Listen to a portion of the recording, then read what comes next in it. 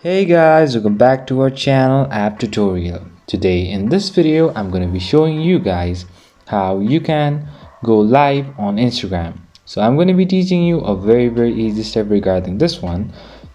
So if you have any problem or any queries within the process, just let me know in the comment section right away.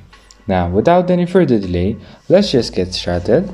So firstly, what you need to do is you need to go to your Instagram app and then log in with your account. Once you do that, go to this plus icon on your bottom middle. Once you go over there, go all the way to the right where you can find this live option. Now you can add filters if you want, and then what you need to do is just press to this middle option like this, and now you have started the live. So that's pretty much, guys. That's how you do it. I hope this video is helpful for you guys. So thank you for watching our video, guys.